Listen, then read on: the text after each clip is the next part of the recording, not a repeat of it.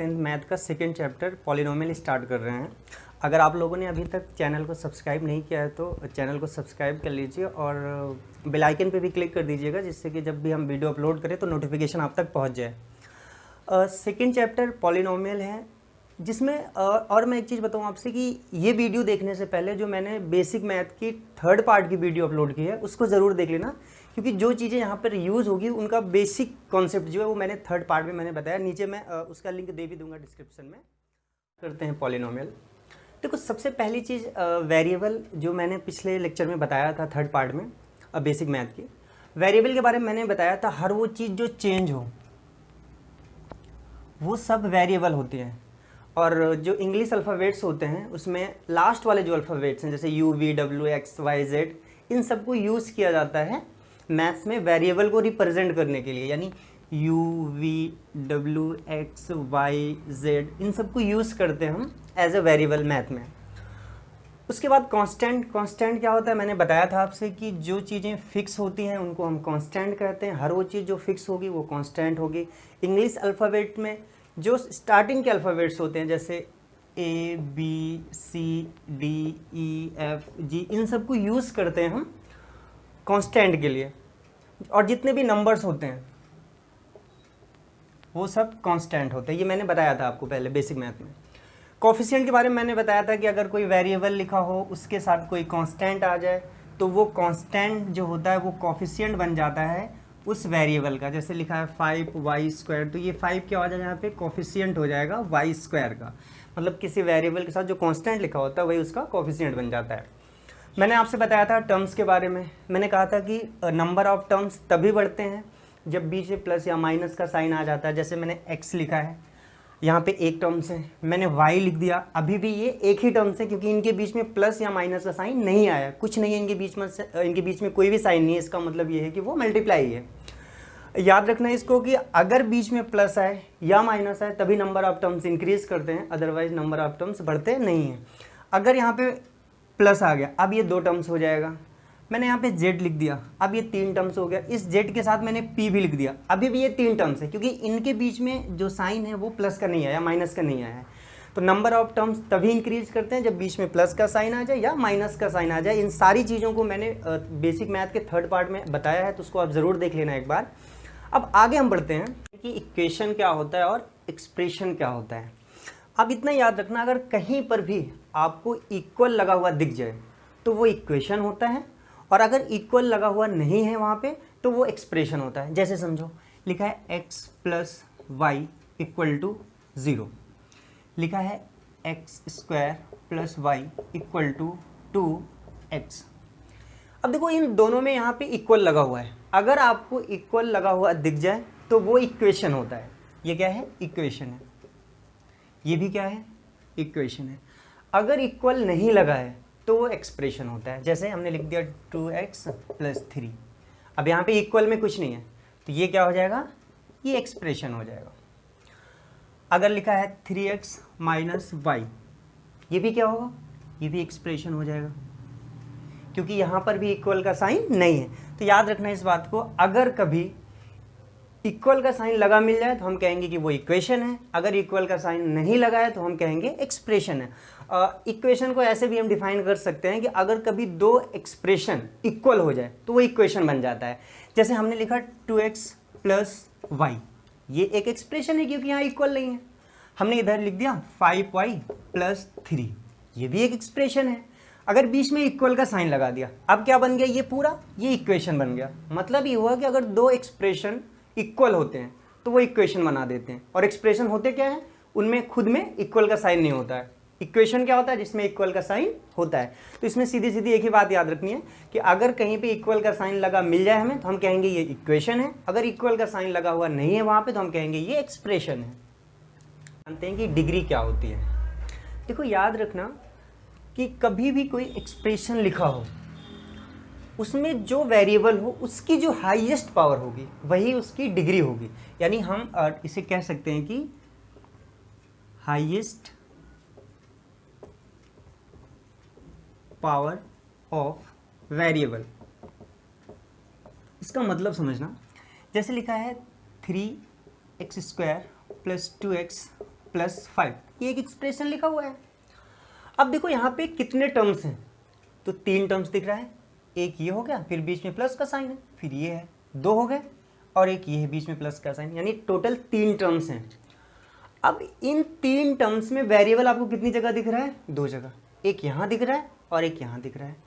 यहाँ पर पावर कितनी है, कुछ नहीं है, तो 1 होती है, यहाँ पे पावर 1 है। यहाँ पे पावर कितनी है, कुछ नहीं हो, यहाँ पे 2 लिखी है ऑलरेडी, तो यहाँ पे पावर 2 है। इन दोनों में एक जगह पावर 1 है और एक जगह पावर 2 है। इनमें हाईएस्ट पावर कौन सी है, जो 2 है, तो इसकी डिग्री हो गई 2। मतलब किसी भी एक्सप्रेशन में जितने भी वेरिएबल्स लिखे होंगे अलग अलग टर्म्स में, उसमें से जो हाईएस्ट पावर होगी वही उसकी डिग्री हो जाएगी। जैसे हमने लिख दिया 2x + 5, एक एक्सप्रेशन ये है। यहाँ पे कितने टर्म्स हैं, 2 टर्म्स हैं, क्योंकि इनके बीच में प्लस का साइन ये एक हो गया, यहाँ प्लस का है, ये अलग चीज़ है, यानी टोटल 2 टर्म्स हो गए। इन दोनों टर्म्स में वेरिएबल हमें कितनी जगह दिख रहा है, एक जगह दिख रहा है x, उसकी पावर कितनी है, कुछ नहीं है, तो 1 है। इसका मतलब वही हाईएस्ट हो जाएगी, इसकी डिग्री 1 हो जाएगी। और देखो जैसे लिखा है 3, अब कोई पूछे इसकी डिग्री क्या होगी। अब यहाँ तो कोई वेरिएबल दिखा ही नहीं है। अगर यहाँ पे कोई वेरिएबल नहीं दिख रहा है हमें, तो हमें पता है जिसके साथ कुछ नहीं होता वहाँ 1 होता ही मल्टीप्लाई में, और हम किसी भी वेरिएबल की पावर 0 लगा सकते हैं, क्योंकि इसकी वैल्यू क्या आएगी, 1 आएगी, तो इसकी डिग्री हो जाएगी 0। याद रखना, अगर केवल अकेला कोई नंबर लिखा रहेगा तो हम कहेंगे उसकी डिग्री 0 होगी। जैसे लिखा है 5, कोई पूछे इसकी डिग्री क्या होगी, तो इसकी डिग्री भी 0 हो जाएगी। यानी कोई नंबर अगर अकेला होगा केवल, तो उसकी डिग्री हमेशा 0 होती है। आगे देखते हैं, जैसे हमने लिखा 3x² + 2y² + y। अब इसको देखते हैं, यहाँ पे कितने टर्म्स हैं, 3 टर्म्स हैं, 1 2 3 टर्म्स हैं। वेरिएबल तीनों जगह है, यहाँ भी वेरिएबल है, यहाँ भी वेरिएबल है और यहाँ भी वेरिएबल है। अब देखेंगे एक जगह पावर 2 है, फिर दूसरी जगह भी पावर 2 है, और यहाँ पे पावर 1 है। मतलब यहाँ पे हाईएस्ट पावर कितनी है, 2 है। तो अगर हाईएस्ट पावर 2 है तो इसकी भी डिग्री 2 हो जाएगी। जैसे मैंने लिखा x³ + 9। अब यहाँ पे कितने टर्म्स हैं, 2 टर्म्स हैं। वेरिएबल कितनी जगह है, एक ही जगह है। वहाँ पे हाईएस्ट पावर कितनी है, दोनों में मिला के जितने भी टर्म्स हैं 3।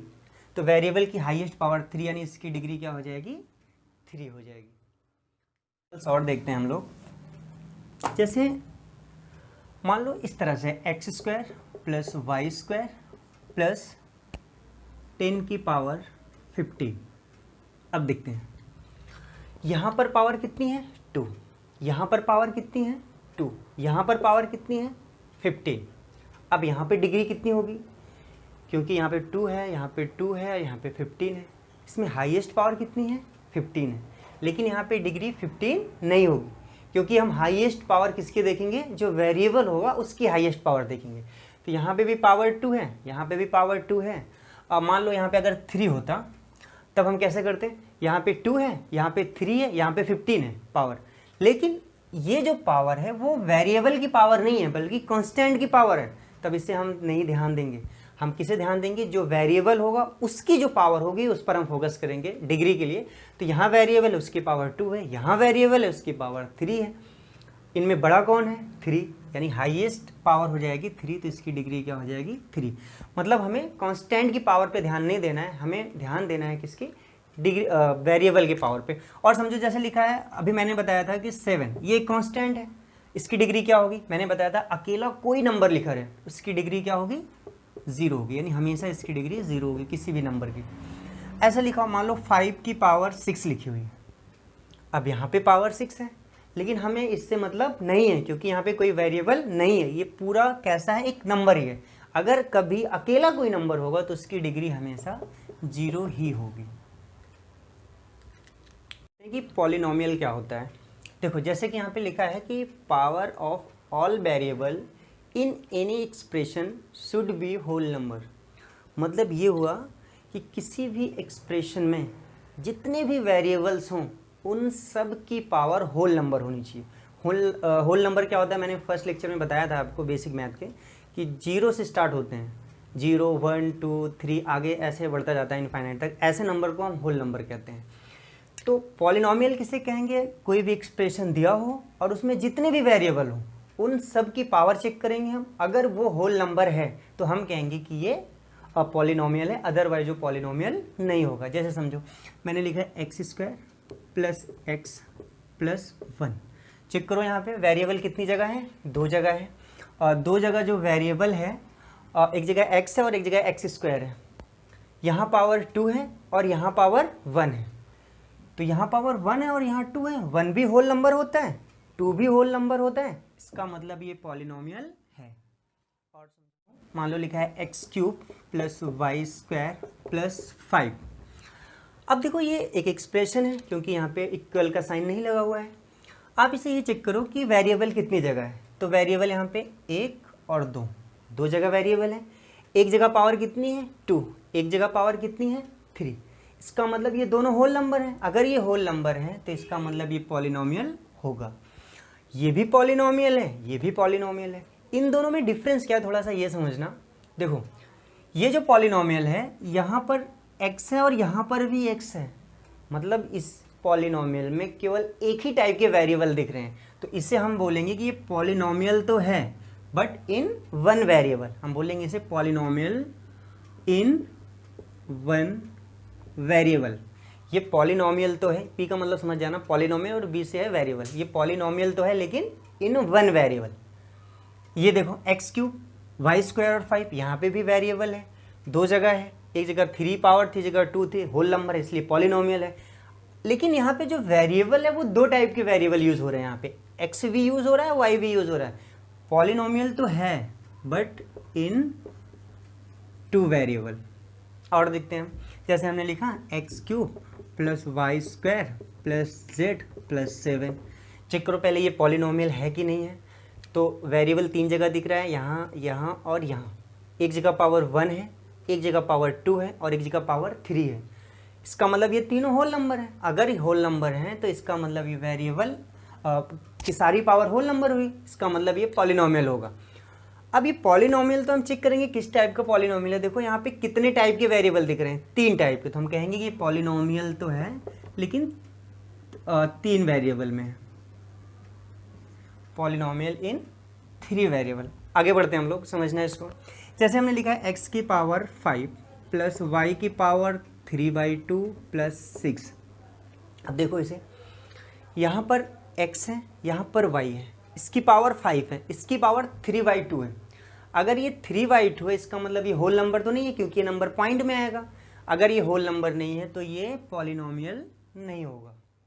आगे बढ़ते हैं, एग्जांपल्स देखते हैं हम लोग।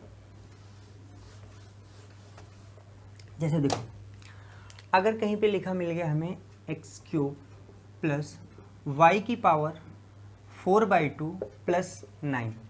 अब देखो इसको, यहाँ पर पावर 3 है, एक वेरिएबल यहाँ मिला, एक वेरिएबल यहाँ मिला। यहाँ पे जो पावर है वो 4/2 है। दिख तो ये फ्रैक्शन में रही है लेकिन जब इसे हम डिवाइड करेंगे तो ये वैल्यू हो जाएगी 2।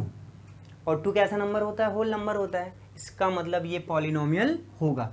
तो इस चीज़ को ध्यान रखना, अगर कभी अपॉन में यानी फ्रैक्शन में नंबर हमें मिल जाए तो तुरंत देखते ही उसे ये मत कह देना कि ये पॉलिनोमियल नहीं है, क्योंकि अगर वो पूरा कट जा रहा है, पूरी तरह से डिवाइड हो जा रहा है तो वो पॉलिनोमियल होगा। अगर ऐसा होता, देखो x की पावर हमने लिख दिया, चलो इसको रूट में x लिख दिया, प्लस में मैंने y लिख दिया और 5 लिख दिया। अब देखो यहाँ पे वेरिएबल है x, यहाँ वेरिएबल है y, यानी 2 जगह हमें वेरिएबल मिल रहा है। यहाँ जो पावर है वो रूट लगा हुआ है, रूट लगा होता है उसका मतलब होता है पावर 1/2। यानी कहीं पे अगर रूट x लिखा हुआ है या x की पावर 1/2 लिखा है, वो दोनों एक ही चीज़ होती है। तो इसका मतलब ये पावर 1/2 ही है। तो ऐसे भी याद रखना कि कभी भी अगर रूट में आपको वेरिएबल दिख जाएगा तो आप समझ जाना कि ये पॉलिनोमियल नहीं है, लेकिन जो अंदर है उसका पावर उसकी पावर 1 होनी चाहिए। आगे देखते हैं, समझो यहाँ पे जैसे हमने लिखा x square plus y cube plus root में 6। अब यहाँ पे देखना ध्यान से, यहाँ पे भी रूट आ गया तो ये पॉलिनोमियल होगा कि नहीं होगा। मैंने आपसे बताया था कि हम पावर किसकी देखेंगे, वेरिएबल की। नंबर की क्या पावर है उससे हमें कोई मतलब नहीं है, जितने भी वेरिएबल्स हैं उन सब की पावर होल नंबर होनी चाहिए बस। यहाँ पे पावर 2 है, एक वेरिएबल था, यहाँ पे एक वेरिएबल था उसकी पावर 3 है, यहाँ पर नंबर है उसकी पावर कुछ भी हो उससे हमें कोई मतलब नहीं। इसका मतलब ये पॉलिनोमियल होगा। और कितने वेरिएबल में होगा, 2 वेरिएबल में होगा, क्योंकि यहाँ x भी यूज़ हो रहा है और y भी यूज़ हो रहा है। कि पॉलिनोमियल्स होते कितने टाइप के हैं। देखो जो पॉलिनोमियल्स होते हैं बेसिकली उनको दो बेसिस पे बांटा गया है, एक तो टर्म्स के आधार पे और दूसरा डिग्री के आधार पे। तो जो पॉलिनोमियल्स होते हैं वो या तो टर्म्स के आधार पे कैटेगराइज किए गए हैं या डिग्री के आधार पे किए गए हैं। तो सबसे पहले हम टर्म्स के बिहाफ पे जानते हैं। पहला होता है मोनोमियल। अगर कभी भी ऐसा पॉलिनोमियल आपको मिले जहां पर केवल और केवल एक टर्म हो बस, तो उसे कहते हैं मोनोमियल। मतलब यहाँ पे केवल एक टर्म होगा। एग्जाम्पल हम समझते हैं, जैसे देखो हमने लिख दिया x, तो यहाँ पे कितने टर्म्स हैं? एक ही टर्म्स है। इसकी पावर कुछ भी हो हमें उससे मतलब नहीं है, क्योंकि हमें डिग्री नहीं देखना, हमें क्या देखना है? टर्म्स। यहाँ पे कितने टर्म्स हैं? एक ही टर्म्स है, तो ये मोनोनोमियल हो जाएगा। जैसे हमने लिखा x की पावर 3, ये भी क्या होगा? ये भी मोनोमियल होगा, क्योंकि यहाँ पर टर्म्स एक ही है। मैंने लिखा y की पावर 5, ये भी क्या होगा? ये भी मोनोमियल होगा, क्योंकि टर्म्स इसमें एक ही है। मैंने 6 लिख दिया, ये भी क्या होगा? मोनोमियल होगा, क्योंकि इसमें भी टर्म्स एक ही है। सेकंड, दूसरा होता है बाइनोमियल। देखो बाइनोमियल क्या होता है? अगर इसमें टर्म्स दो हों, यानी ऐसा पॉलिनोमियल जिसमें दो टर्म्स हों, उससे हम कहते हैं बाइनोमियल। जैसे देखो मैंने लिख दिया x² + 5, यहाँ पे कितने टर्म्स हैं? बीच में प्लस लग गया, एक इधर है एक इधर, इन दो टर्म्स हो गए, ये क्या होगा? मोनोमियल। मैंने लिखा x + y, यहाँ पे कितने टर्म्स हैं? दो टर्म्स हैं। हमें यहाँ पावर नहीं देखनी, यहाँ हमें डिग्री से मतलब नहीं है, हमें किससे मतलब है? टर्म से। तो यहाँ पे दो टर्म्स हैं, तो ये भी क्या होगा? बाइनोमियल हो जाएगा। यहाँ पे भी दो टर्म्स हैं, ये भी बाइनोमियल हो जाएगा। मैंने लिखा x की पावर 5 + z, ये भी क्या हो जाएगा? ये भी बाइनोमियल हो जाएगा, क्योंकि यहाँ पे भी दो टर्म्स हैं। अगर जहाँ भी दो टर्म्स देखेंगे हम कहेंगे वो बाइनोमियल होता है। तीसरा होता है ट्राइनोमियल।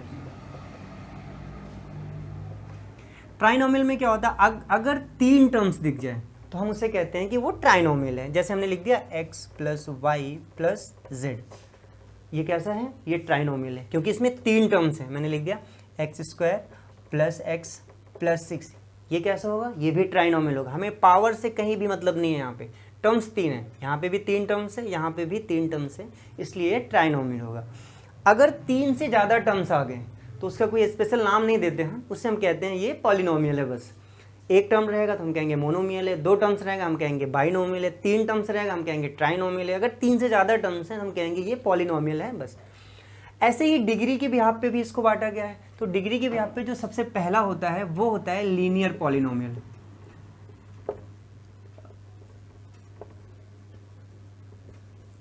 जो डिग्री के बिहाफ पे बांटा गया है वो लीनियर पॉलिनोमियल सबसे पहला होता है।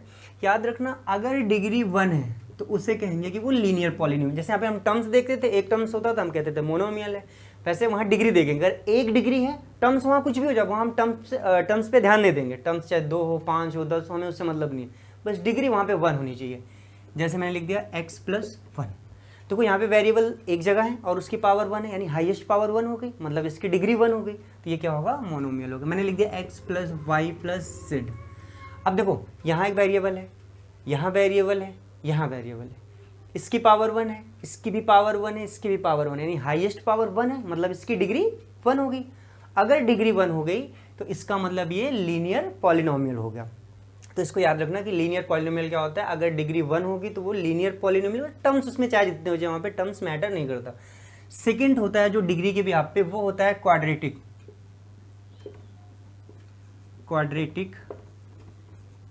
पॉलिनोमियल। देखो क्वाड्रेटिक पॉलिनोमियल क्या होता है? सेम ऐसे, अगर डिग्री 2 हो जाए तो उसे हम कहते हैं क्वाड्रेटिक। यहाँ पे हम टर्म्स पे ध्यान नहीं देंगे, जैसे हम यहाँ डिग्री पे ध्यान नहीं दे रहे थे वैसे हम यहाँ टर्म्स पे ध्यान नहीं देंगे। जैसे हम लिख दिया x², अब अगर हम टर्म्स की बात करते हैं, टर्म्स के बिहाफ पे, तो यहाँ एक ही टर्म्स होता है, ये मोनोमियल हो जाता है। लेकिन डिग्री के बिहाफ पे हम अगर बात करें तो यहाँ पे इसकी डिग्री कितनी है? 2 है। अगर डिग्री 2 होती है तो उसे हम कहते हैं कि ये क्वाड्रेटिक पॉलिनोमियल है। मैंने लिख दिया x² + 5, अब यहाँ टर्म्स तो 2 है लेकिन इसकी डिग्री कितनी है? हाईएस्ट पावर 2 है, तो डिग्री 2 है, इसका मतलब ये क्वाड्रेटिक पॉलिनोमियल है। मैंने लिखा x² + x + 1। अब यहाँ देखो डिग्री कितनी है? एक जगह यहाँ वेरिएबल है, क्या है? यहाँ पे पावर 2 है, हाईएस्ट पावर 2 होगी, मतलब इसकी डिग्री 2 होगी, तो ये भी क्या होगा? Quadratic polynomial. अगर टर्म्स के बिहाफ पे बात करते हैं तो यहाँ 3 टर्म्स हैं, हम कहते हैं ये ट्राइनोमियल है। आगे बढ़ते हैं, तो इसमें तीसरा होता है डिग्री के बिहाफ पे, वो होता है क्यूबिक पॉलिनोमियल। देखो क्यूबिक पॉलिनोमियल में क्या होता है कि इसमें अगर डिग्री 3 हो जाए कहीं पे तो हम कहते हैं वो क्यूबिक पॉलिनोमियल है। डिग्री क्या होनी चाहिए यहाँ पे? 3 होनी चाहिए। जैसे समझो मैंने लिख दिया एक्स क्यूब, अब यहाँ में टर्म से मतलब नहीं है, एक ही टर्म से एक जगह वेरिएबल, उसकी पावर कितनी है? 3, यानी हाईएस्ट पावर 3 होगी, मतलब डिग्री 3 होगी। अगर डिग्री 3 होगी तो हम कहेंगे ये क्यूबिक पॉलिनोमियल है। मैंने लिख दिया x square plus x plus 1। यहाँ पे देखो एक्स क्यूब है मान लो ये, तो x cube plus x plus 1, यहाँ पे एक जगह पावर 3 है, एक जगह पावर 1 है, हाईएस्ट पावर 3 हो गई, इसका मतलब इसकी डिग्री 3 हो गई। अगर डिग्री 3 है तो हम कहेंगे ये क्यूबिक पॉलिनोमियल है। टर्म्स क्या है मुझे उससे मतलब नहीं है। आगे देखते हैं, जैसे हमने लिख दिया x cube plus x square plus 2, यहाँ पे भी सेम ऐसे ही है। टर्म्स कितना हमें उससे मतलब नहीं है, एक जगह एक्स की पावर 2 है, एक जगह एक्स की पावर 3, यानी हाईएस्ट पावर यहाँ पे 3 है। अगर हाईएस्ट पावर 3 है तो डिग्री 3 है, मतलब ये क्यूबिक पॉलिनोमियल हो। तो याद रखना है इन चीज़ों को कि जो पॉलिनोमियल होता है बेसिकली, अगर आपसे कोई पूछे कि पॉलिनोमियल कितने टाइप्स का होता है तो आप बताना कि पॉलिनोमियल को 2 बेसिस पे बांटा गया है, एक टर्म्स के बेसिस पे और एक डिग्री के बेसिस पे। टर्म्स के बेसिस पे जो बांटा गया है वो 3 टाइप के होते हैं, मोनोमियल जब एक टर्म होता है, बाइनोमियल जब 2 टर्म्स होते हैं, ट्राइनोमियल जब 3 टर्म्स होते हैं, इससे ज़्यादा टर्म्स होते हैं तो हम कहते हैं वो पॉलिनोमियल है बस। और ऐसे ही डिग्री के भी यहाँ पे पॉलिनोमियल को बांटा गया। अगर डिग्री 1 है तो हम कहेंगे वो लीनियर पॉलिनोमियल है, अगर डिग्री 2 है हम कहेंगे वो क्वाड्रेटिक पॉलिनोमियल है, अगर डिग्री 3 है तो हम कहेंगे वो क्यूबिक पॉलिनोमियल है। अब ये लीनियर पॉलिनोमियल, क्वाड्रेटिक पॉलिनोमियल और क्यूबिक पॉलिनोमियल, इन सबको एक एक करके हमें पढ़ना है, यही हमारे चैप्टर्स हैं अभी 10th क्लास का जो सिलेबस है उसमें।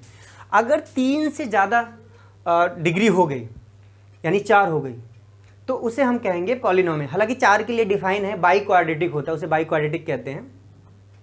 लेकिन याद रखना कि 3 तक हम डिफाइन करेंगे, इससे ज़्यादा जब होगा तो हम कहेंगे जस्ट वो पॉलिनोमियल है बस। कि किसी भी पॉलिनोमियल के ज़ीरोस क्या होते हैं, और उसी ज़ीरोस को हम रूट्स भी कहते हैं और कहीं कहीं पे उसे सॉल्यूशन भी कहते हैं। तो किसी भी पॉलिनोमियल में जब हमें ज़ीरोस निकालना होता है, हमें रूट्स निकालना होता है, तो हमें क्या करना पड़ता है, और ये रूट्स और ज़ीरोस होते क्या हैं यही समझते हैं हम यहाँ पे। देखो कभी भी किसी भी पॉलिनोमियल को जब हम सॉल्व करते हैं तो उनको सॉल्व करने के बाद उसमें जो भी वेरिएबल होता है, एक्स हो, वाई हो, जेड हो, जो भी वेरिएबल्स हो, उनकी जब हम वैल्यूज़ निकालते हैं तो उस वैल्यूज़ को ही हम कहते हैं कि ये रूट्स है या ज़ीरोज़ हैं। जैसे समझना, मैंने x माइनस 5 दे रखा है इक्वल 0 है, मान लो ये इक्वेशन है या एक्सप्रेशन है।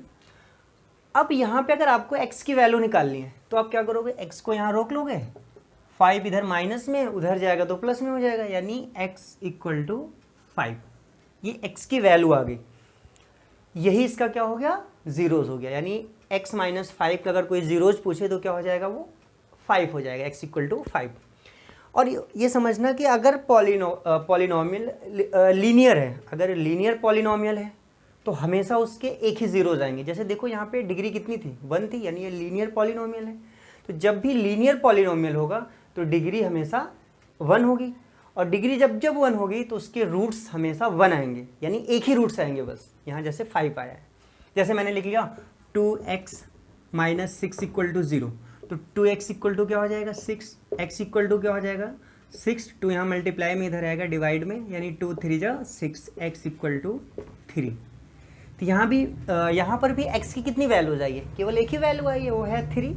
तो याद रखना जब भी लीनियर पॉलिनोमियल होगा तो हमेशा उसके ज़ीरोज़ कितने होंगे, 1 होंगे। ऐसे जब क्वाड्रेटिक होगा तो उसकी डिग्री कितनी होती है, 2 होती है। तो वहाँ पे हम अगर सॉल्व करेंगे तो वहाँ कितनी वैल्यूज आएगी, वहाँ पे 2 वैल्यू। तो इस बात को हम समझ लेते हैं, बल्कि इसे नोट भी कर लेते हैं कि अगर कि किसी भी पॉलिनोमियल में जितनी डिग्री होगी, किसी भी पॉलिनोमियल की जितनी भी डिग्री होगी, उसको सॉल्व करने पे उतने ही ज़ीरोज़ या रूट्स आएंगे उसके। किसी पॉलिनोमियल की जितनी डिग्री होगी उसके उतने ही ज़ीरोज़ या रूट्स होंगे। मतलब अगर वो लीनियर पॉलिनोमियल है, अगर वो जैसे लीनियर पॉलिनोमियल है, तो मैंने आपसे बताया था इसकी डिग्री कितनी होती है, लीनियर पॉलिनोमियल की 1 होती है। इसका मतलब इसे जब हम सॉल्व करेंगे तो यहाँ पे जो ज़ीरोज़ निकल के आएंगे, जो वैल्यूज़ निकल के आएगी, जो सॉल्यूशन आएगा, रूट्स आएगा, वो कितना होगा, एक ही वैल्यू निकल गया। एग्जाम्पल के तौर पे जैसे मैंने अभी बताया था आपको, x माइनस 9 ले लिया मैंने, तो यहाँ पे equal to 0, x equal to क्या हो जाएगा 9। x की कितनी वैल्यू आई, एक ही वैल्यू आई, वो 9 है। क्यों ऐसा हुआ? क्योंकि ये लीनियर पॉलिनोमियल है, मतलब इसकी डिग्री 1 है। अगर डिग्री 1 है तो इसकी वैल्यूज़ भी हमेशा उसमें 1 ही निकल के आएगी, यानी एक वैल्यू आएगी बस। जैसे क्वाड्रेटिक है, हम बात करते हैं, क्वाड्रेटिक पॉलिनोमियल है, अगर आपको पता है इसकी डिग्री 2 होती है। देखो जैसे x² + 5x + 6, इसकी डिग्री कितनी है? 2 है, क्योंकि यहाँ पावर 1 है, यहाँ पावर 2 है, हाईएस्ट पावर 2 है, तो डिग्री 2 हो गई। अगर इसकी डिग्री 2 हो गई तो इसे हम सॉल्व करेंगे तो यहाँ जो वेरिएबल है वो x है, उसकी 2 वैल्यूज़ निकल के आएंगी। ये वैल्यूज़ कैसे निकलती हैं अभी आगे हमें इस चैप्टर में यही सारी चीज़ें पढ़नी है टोटल। तो लेकिन याद रखना, अगर डिग्री 2 है मतलब वो क्वाड्रेटिक पॉलिनोमियल है, तो उसमें जो वेरिएबल्स होंगे उनकी वैल्यूज़ कितनी निकल के आएंगी? 2 वैल्यूज़ निकल के आएंगी, वही उसके जीरोज़ होते हैं, यानी 2 जीरोज़ वहाँ निकलेंगे। और देखते हैं, जैसे मान लो क्यूबिक पॉलिनोमियल है, अगर क्यूबिक पॉलिनोमियल है कुछ इस तरह से होगा, आपको पता है इसकी डिग्री कितनी होगी? 3 होगी। जैसे मान लो x³ + 2x + 2x² + 3x + 1, ऐसे मैंने कुछ भी लिख दिया। अब ये है क्यूबिक पॉलिनोमियल। अगर ये क्यूबिक पॉलिनोमियल है, इसका मतलब इसकी डिग्री 3 है। जब इसे हम सॉल्व करेंगे, जो x की वैल्यूज़ निकल के आएगी वो 3 वैल्यूज x की निकल के आएगी अलग अलग। कैसे निकालेंगे अभी चैप्टर में आगे हम सिखाएंगे ये। तो याद रखना कि रूट्स क्या होता है, जब भी किसी पॉलिनोमियल को हम सॉल्व करके उसमें से x की या जो भी वेरिएबल होते हैं उनकी जो वैल्यूज़ निकालते हैं वही उसके रूट्स या जीरोज़ होते हैं। अगर डिग्री 1 है मतलब लीनियर पॉलिनोमियल है, तो उसके एक ही रूट्स निकल के आएंगे, एक ही जीरोज़ निकल के आएंगे। अगर क्वाड्रेटिक पॉलिनोमियल है मतलब डिग्री 2 है तो उसके 2 जीरोज़ आएंगे। अगर वो क्यूबिक पॉलिनोमियल है यानी उसकी डिग्री 3 है तो उसके 3 जीरोज़ आएंगे। ऐसे जितनी ही डिग्री होगी उसको सॉल्व करने पे उसमें जो वेरिएबल होगा उसकी उतनी ही वैल्यूज़ निकल के आएंगी, मतलब जितनी डिग्री होगी उतनी ही उसके जीरोज़ होंगे। अगर लीनियर इक्वेशन है, लीनियर पॉलिनोमियल है, मतलब जिसकी डिग्री 1 है तो उसके एक ही रूट्स आएंगे। अगर क्वाड्रेटिक पॉलिनोमियल है मतलब जिसकी डिग्री 2 है तो उसके 2 रूट्स आएंगे, 2 जीरोज़ आएंगे। अगर क्यूबिक पॉलिनोमियल है तो उसके 3 जीरोज़ आएंगे। बट अगर हमें पॉलिनोमियल दिया ही ना हो, हमें पता ही ना हो कि उसकी डिग्री क्या है, तब हमें कैसे पता चलेगा? यानी उसका ग्राफ दिया हो तो हमें कैसे पता चलेगा कि उसके कितने जीरोज़ होंगे या कितने रूट्स होंगे? मतलब ग्राफिकल मीनिंग ऑफ रूट्स, यानी किसी भी पॉलिनोमियल को हमें ना देकर उसका ग्राफ दे दिया जाए तो हमें कैसे पता चलेगा कि उसके कितने रूट्स होंगे। मान लो एक पॉलिनोमियल है y = px है या fx है, कुछ भी ले लेते हैं px। इसका मतलब ये जो भी फंक्शन है वो किसका फंक्शन है? x का। ये आगे पढ़ोगे कि ये फंक्शन क्या होता है और कैसे हम निकालते हैं। x का फंक्शन है। अब याद रखना, अगर कोई पॉलिनोमियल है जो x पे डिपेंड कर रहा है मतलब वो x का फंक्शन है, तो रूट्स कैसे हम चेक करेंगे? मान लो एक ग्राफ दिया हुआ है हमें ऐसे है, ये ग्राफ है किसी पॉलिनोमियल का। कोई पूछे ये जो ग्राफ जा रहा है, ग्राफ दिया हुआ है, एक पॉलिनोमियल है ये, और हमें निकालना है कि इसके कितने जीरोज़ हैं, कितने रूट्स हैं। तो याद रखना ये जो फंक्शन है वो किसका फंक्शन है? x का फंक्शन है। आपको पता है ये x एक्सिस होती है और ये y एक्सिस होती है। आप इतना चेक कर लेना कि जो ग्राफ जिसके बारे में पूछ रहा है वो x एक्सिस को कितनी जगह कट कर रहा है। देखो एक जगह यहाँ कट कर रहा है x एक्सिस को, एक जगह यहाँ कट कर रहा है और एक जगह यहाँ कट कर रहा है, यानी ये जो ग्राफ है वो x एक्सिस को 3 जगह कट कर रहा है। तो जब अगर x का फंक्शन होगा वो और x एक्सिस पे जितनी जगह कट करेगा उतने ही उसके जीरोज़ होंगे या उतनी उसकी डिग्री होगी। इसका मतलब इसकी डिग्री कितनी होगी? 3। अगर इसकी डिग्री 3 हो गई तो इसका मतलब इसके रूट्स कितने निकल के आएंगे? 3 रूट्स निकल के आएंगे। इसके जीरोज़ भी 3 होंगे। यहाँ पे अगर हम कोई पूछे कि भाई जीरोज़ कितने निकलेंगे इसके, तो 3 जीरोज़ भी निकलेंगे इसके। तो याद रखना है इसको कि x एक्सिस पे जितनी जगह वो कट करेगा। जैसे हम एक और ग्राफ लेते हैं, जैसे देखो ये ग्राफ है कुछ इस तरह से। अब समझना है इसको ध्यान से। आपको पता है ये x एक्सिस है और ये y एक्सिस है, ये हमारा ग्राफ है। ये जो ग्राफ है वो चेक करो कि x एक्सिस पे कितनी जगह कट कर रहा है। तो एक जगह यहाँ कट कर रहा है, एक जगह यहाँ कट कर रहा है, एक यहाँ कट कर रहा है, यहाँ कट नहीं कर रहा है, टच कर रहा है। अगर टच करेगा तब भी मुझे उस पॉइंट को लेना है। इस पॉइंट को याद रखना आप, कोई ज़रूरी नहीं है कि वो कट करके जाए। अगर वो टच करके जाएगा तब भी वो पॉइंट जो होगा वो दोनों में कॉमन होगा, इसमें भी कॉमन होगा और इसमें भी कॉमन होगा। तो अगर टच भी करेगा तब भी वो हम काउंट करेंगे। तो यहाँ पे कितनी जगह हुआ? 4 जगह वो ग्राफ x एक्सिस को कट कर रहा है। इसका मतलब इसकी डिग्री कितनी होगी? 4। तो इसका मतलब यहाँ पे जीरोज़ या रूट्स कितने मिलने वाले हैं हमें? 4। और देखते हैं, और इसका बताना आप लोग। जैसे ये है, अब मान लो एक ग्राफ ये जा रहा है, एक ये है और एक ग्राफ ये है।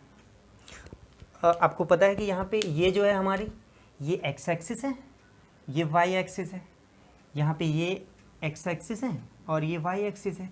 ये जो लाइन जा रही है यही हमारा ग्राफ है जिसके बारे में हमें बात करनी है, ये वाली लाइन। अब बताओ यहाँ पे कितने रूट्स होंगे। देखो ये एक्स एक्सिस पे कहीं कट ही नहीं कर रहा है, इसका मतलब इसके कोई भी रूट्स नहीं होगी। डिग्री क्या होगी इसकी, 0 होगी। मतलब इसके रूट्स जीरोज़ भी कितने आने वाले हैं, 0 ही आने वाले हैं। तो एक भी जीरोज़, एक भी रूट्स नहीं आएंगे। और मैंने आपसे बताया था जब कोई नंबर होता था तो उसकी डिग्री हमेशा 0 होती थी। इसका मतलब ये तभी पॉसिबल है जब केवल कोई नंबर होगा बस।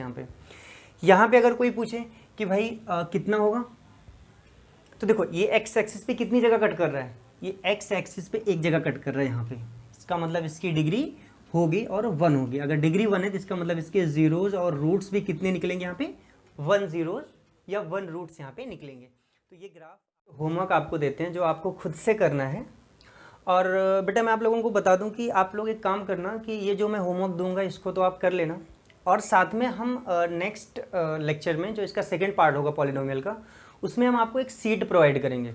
उस सीट में क्या होगा कि एनसीईआरटी के क्वेश्चन होंगे, आर.डी. शर्मा के क्वेश्चन होंगे, आर.एस. अग्रवाल के क्वेश्चन होंगे, और जो आपके एग्जाम में आए हुए क्वेश्चन हैं पॉलिनोमियल से रिलेटेड, उन सबको मैं कलेक्ट करके उसमें बनाऊंगा। और पूरे पॉलिनोमियल की 2 सीट होगी जिसको मैं प्रोवाइड करूंगा। तो पहले मैं सीट आपको दूंगा, उसका PDF वो आप सॉल्व करोगे, उसके बाद हम उसका सोल्यूशन भी अपलोड करेंगे अगले दिन। ये खुद से करना है।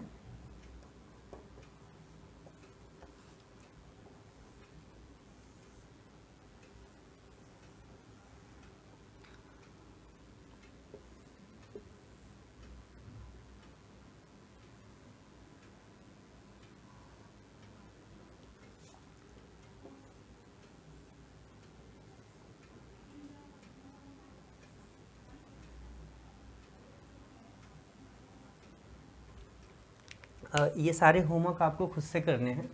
आपको पता है ये आपकी एक्स एक्सिस होगी, ये वाई एक्सिस होगी, यहाँ पे ये एक्स एक्सिस है, ये वाई एक्सिस है, एक्स एक्सिस और वाई एक्सिस, ये एक्स एक्सिस है और ये वाई एक्सिस है, और ये जो है वो आपके ग्राफ्स हैं।